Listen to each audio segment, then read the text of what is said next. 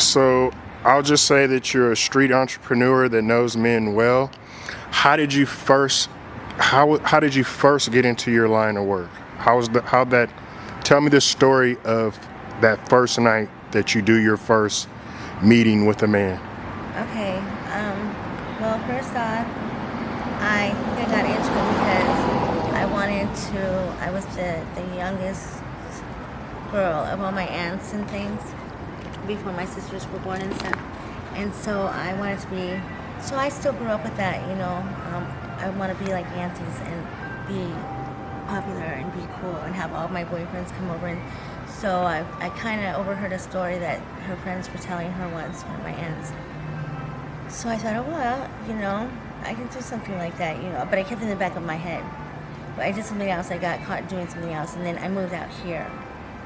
And this was the second day that we were out here. And I thought to myself, I was 14 years old, and I knew my dad was in jail. My uncle was like lost and found, and my grandma was. We were staying from couch to couch. So I said, okay, well, I gotta do something. I gotta bail out my dad out of jail and help my grandma. So the second night we were here, that's what I did. So I told the guy, they just pull over left and right, you know, if you're out here. So I started walking from the Mint. When the Mint was there, I started walking from the Mint, and I started walking towards the mountain. I was looking at the mountain, and it was this mountain right over there. And I said, okay, I'm going to walk that way, over to that mountain. I didn't even know how far it was going to be, but I didn't even get that far at all. But as I was walking, cars would just pull over left and right. So by the end of the night, and I needed right here, I needed right there, I came back, but it was like the next morning. And I had like $220 in my pocket. And that was your first night, right? Yeah, that was like 1990. So tell me the story of the first time something violent happens to you in that line of work. Tell me that full story. You know what? And let me, because it's hard for somebody to remember the first time. So out of the first 3 times that happened, so just tell me a story of a time that it goes bad. You know what? I'm pretty sure that this has something to do with it. It was a little bit later at night, and what I would do is I only did that, what I just told you, I only did that if I really, something needed to happen, you know, like I needed to get something done or whatever. And I wouldn't say anything really, or I needed groceries in the house really bad, or, you know, something like that. It was drastic. But I started needing to get a ride home, so I was in Naked City, and I need to go on the east side, and so I would tell him, okay, you give me $20 and a ride down to the east side. And if my uncles were too busy and they couldn't take me, or my godfathers or whatever, so I would do that. I did it it took me about 2 turns to get home, because I would say, okay, I'll do the middle way and then catch another ride so I could get 20 more bucks, because he was not going to give me 40. So I would do that, make 40 to 60 bucks for each, you know, ride from here down home. So my mom made sure I'd be home before, you know, she got home. So one time.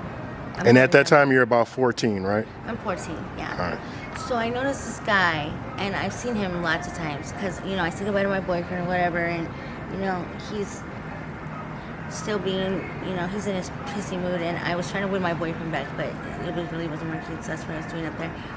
So I say goodbye to him, and I have other girlfriends that we go to church with, and I say goodbye to them, because their mom usually would give me a ride, but she didn't want to give me a ride, and my godfather's retired. So I kept seeing this guy around, and I couldn't remember where I saw him, but I saw him up there. I was about 14. So, okay, I see him up there before I leave. Then I start walking, and he pulls me over, probably about, do you know where the Holy Cow was? I was wearing all white. Even my shoes were white. I think I was wearing white Keds, as a matter of fact, like white Keds, or like the not quite these, but the knockoff version. It was right before Reeboks came out, I think. And so, no K-Swiss. I was wearing K-Swiss. I was wearing all white. And I blacked out because I saw his fist come right at me. So he punched you. He punched me. And I felt it hurt. It hurt. And that's it. I knocked out. And I woke up, and I cannot exactly remember but I was right over this way. I wasn't that way, but I was like this way. And I was walking down, just walking. I had one shoe in my hand. I had one shoe somewhere else in the sand, and the shoe I had in my hand was like, the laces was missing. I had splatter. You couldn't tell at first, but once you got down to like, I turned around because I don't know what he must have done from the back, but I was covered in dirt, mud, red mud, sand. I had little splatters of blood. Not too much up here, but all of my shorts, all over my knees, all over my ankles, my wrists. All of my neck was covered. My neck was covered, like smeared like this in blood. And the shirt is all out, so I'm walking in like this. And just like, I'd take a couple steps and I'd fall. And I'd get back up and take a couple steps and I'd fall. And his brother comes out of the car and he was looking down and he must have caught my legs and looked up and he goes, oh my God. He said, yay! And he didn't know if it was him or his girlfriend behind him because she gets out of the car. And she was in a hurry too. They were going to drop her off somewhere. And he sees all the blood on me and he didn't know what to do. That was like one of the first times too that they had to encounter that with me here, because that shit like that was happening before, but that was one of the first times they had to encounter it.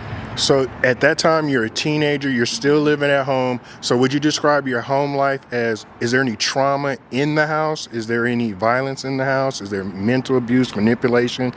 Is there any of that going on in the house, in the household? Yeah, there is. My mom, she has a knack for picking up men that are, this is crazy, that are exactly like me, she has a knack for doing that. So she cannot really get them in line there, and she can't really, get up on their horse with no saddle, because they're a lot like me, and that's why sometimes we would butt heads most of the time.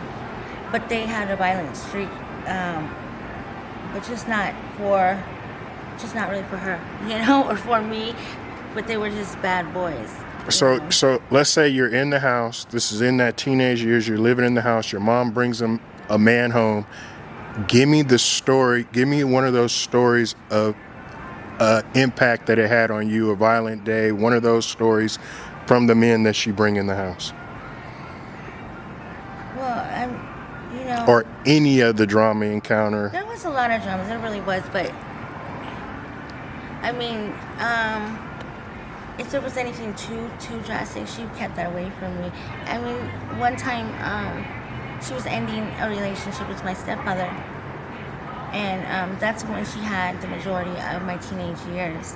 And he was okay with me, he was good to me and everything. I was a little bit spoiled by him, but he would go dry drunk, because he was a major alcoholic. And he was a major alcoholic, so he would, when he was going through his withdrawals and things like that, and he was quitting drinking, he would have a hard time, and sometimes you want to get going? No, you're good. The surges of alcohol would go through him, so it would be like he was drunk as hell, but he was sober and withdrawing, or not withdrawing, but going through the detox stages. And it takes a long time to do that if you're an alcoholic, I guess. And so he would go through those episodes like that, and I'd be okay during them. He wasn't violent towards me, but there was a lot I was exposed to, and he would take the time to explain it to me during his little episode. Cold and you're sweating, and you start shaking the chills, and your body aches. You can hardly walk and move. You just want to lay down and go to sleep. You jolt, you jitter, you start having hallucinations. You can't breathe. You throw up. You poop. It sucks. Right. It sucks. Every day that goes on is worse and worse until about day 30, day 28, day 30. So tell me, a 24-hour cycle, tell me that lifestyle of you wake up. Waking up is so disgusting. It's despicable. You okay? No. It's him. Yeah. All right, that's just so we're on camera. We're in a crazy location, and that's not us. Let's try to get. Let's